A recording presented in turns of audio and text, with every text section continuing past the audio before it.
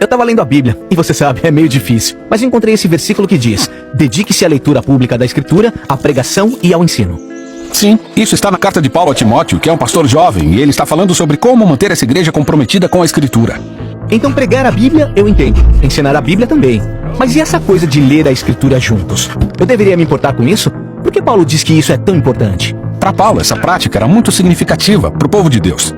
Volta lá atrás, no Monte Sinai, quando os israelitas tinham sido resgatados do Egito. Não são mais escravos e buscam uma nova identidade, uma nova história para viver. Então Moisés reúne o povo para ler as Escrituras em voz alta. Ele os lembra de onde vieram, quem são e o futuro que são chamados a viver. Foi a primeira leitura pública da Escritura na Bíblia. E não parou por aí. Quando finalmente entraram na terra, fizeram isso de novo. Josué reuniu o povo e todos escutaram a leitura em voz alta das Escrituras, para lembrar de onde vieram e como poderiam continuar vivendo como parte dessa nova história. Então eles faziam isso o tempo todo? Na verdade, não. Depois que Josué morreu, não temos mais histórias contando que se reuniam para ouvir a palavra de Deus. Em vez disso, o povo esqueceu a história, e apareceu uma geração que não conhecia o Deus deles, nem o que ele tinha feito. Mas, séculos depois, um rei chamado Josias redescobriu as Escrituras. Ele estava tão animado que convocou Israel para começar essa prática de novo, o que trouxe um movimento de renovação.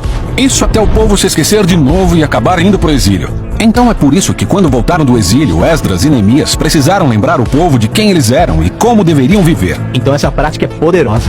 Ler a Escritura juntos se tornou parte central da vida judaica. Isso acontecia toda semana na sinagoga. Jesus participou dessa prática. Ele iniciou sua missão durante a leitura semanal das Escrituras. Lendo o livro de Isaías, disse a todos que aquelas palavras eram sobre ele. E isso nos leva de volta à igreja primitiva, quando Paulo disse para Timóteo manter essa prática e mergulhar a comunidade inteira na história das Escrituras. Tem uma coisa, naquela época quase ninguém sabia ler, então eles tinham que fazer isso publicamente, mas eu posso ler a Bíblia sozinho. Sim, faz isso, mas não esquece o poder dessa prática antiga. Ler a Bíblia sozinho pode ser difícil, é fácil se distrair. Mas alguma coisa acontece quando você ouve a palavra de Deus em voz alta e com outras pessoas. E é bem fácil. Você não precisa de ninguém pregando ou ensinando, é só ouvir as Escrituras e depois conversar sobre o que você ouviu. É isso que o povo de Deus sempre fez quando entrou em tempos novos e incertos. Eles lembram da sua história e de quem são, por meio da leitura pública das Escrituras.